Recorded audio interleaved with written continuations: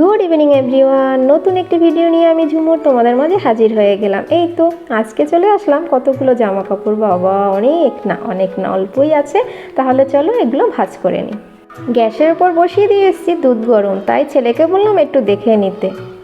ছেলের পড়াশোনা দেখার পাশাপাশি প্রতিদিনই বিকেলবেলা কিছু না কিছু ছোট ছোট কাজ আমি করে থাকি। তাহলে চলো দেখতে থাকো।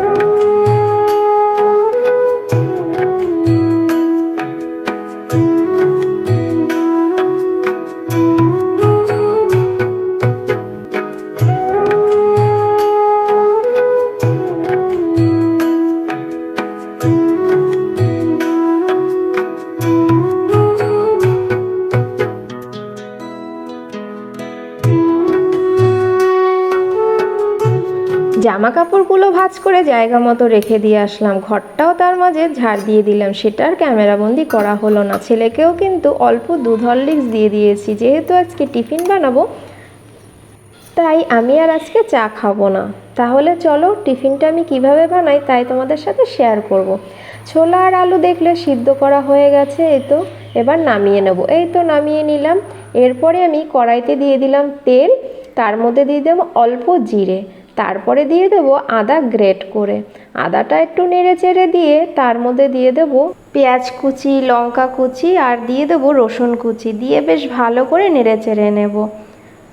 একটু হালকা ফ্রাই হয়ে এলে তার মধ্যে এক এক করে দিয়ে দেবো গুঁড়ো মশলা, জিরের গুঁড়ো, ধনের গুঁড়ো, হলুদ গুঁড়ো, লঙ্কার গুঁড়ো আর দেবো স্বাদ মতো নুন। দিয়ে একটু নেড়ে চেড়ে দিয়ে দেবো সিদ্ধ করে রাখা ছোলা, আলু আর গাজর, দিয়ে বেশ ভালো করে নেড়ে চেড়ে নামানোর আগে দিয়ে দেবো একটু গরম মশলা। কি স্বাদ! সত্যি বলছি বন্ধুরা, তোমরা একবার ট্রাই করে দেখো। যারা খাচ্ছ তো খাচ্ছই, যারা খাওনি এখনও অবশ্যই ট্রাই করে দেখো, অনেক টেস্টি হয় খেতে।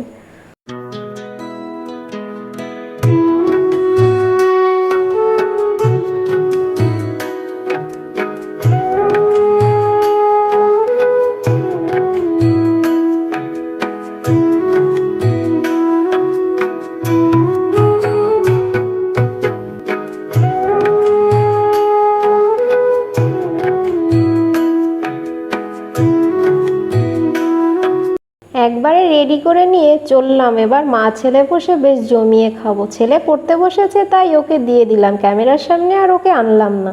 চলো তাহলে এবার আমিও খেয়ে নিই। তেলে ভাজা খাওয়ার আগে আমি জল খাওয়ার চেষ্টা করি, কারণ তেলে ভাজা খাওয়ার পর জল খেলে গ্যাস অম্বল হতে পারে, তো সেই চিন্তা করে সবসময় চেষ্টা করি আগেই খেয়ে নেওয়ার। চলো এবার জলটা তাড়াতাড়ি খেয়ে নিয়ে টিফিনটা করে নিই। টিফিনটা করে নিয়ে তারপরেও আমার কিছু কাজ আছে, চলো সেগুলো চটজলদি করে ফেলি।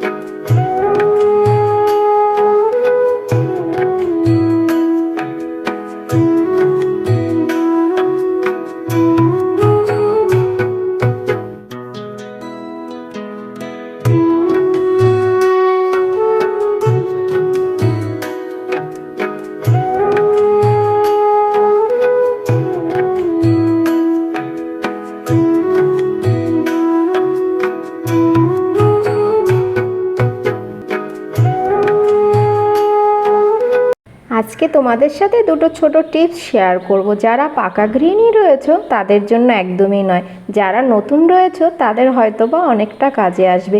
এই যে দেখো কুমড়ো আমরা কি করি, ক্যারি ব্যাগের মধ্যে ফ্রিজে রেখে দিই, তাতে কি হয় তাড়াতাড়ি নষ্ট হয়ে যায়। আর এভাবে কাগজে কিংবা পেপারে মুড়ে যদি রেখে দাও অনেক দিন থাকবে, পচে যাবে না। আর রইল লঙ্কা, লঙ্কার বোটাগুলো ছাড়িয়ে ধুয়ে নিয়ে জল শুকিয়ে নিতে হবে। তারপরে একইভাবে পেপারে কিংবা কাগজে মুড়ে আমি এভাবেই রেখে দিই লঙ্কা, তাতে অনেক দিন ভালো থাকে। তোমরাও কিন্তু ট্রাই করে দেখতে পারো। লঙ্কা ছাড়াতে ছাড়াতে তোমাদের সাথে কিন্তু আমি একটা কথা বলেছি। কি বলেছি বলো তো? বলেছি আজকের লঙ্কাগুলো একদমই ভালো নয়, অর্ধেকের বেশি হচ্ছে নষ্ট।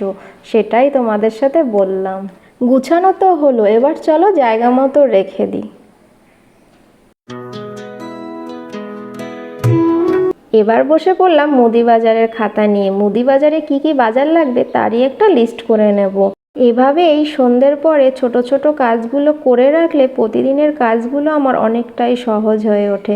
তাই আমি প্রতিদিনই কিছু না কিছু এভাবেই কাজ রেখে দেই, যেগুলো আমি সন্ধ্যের পর করে নিই। বাজারের লিস্টটা হয়ে গেলে ছেলের কাছে গিয়ে একটু বসবো, পড়াটা দেখে নেব। তারপরে যাব রাতে রান্না বান্না করতে, তারপরে তো খাওয়া দাওয়া।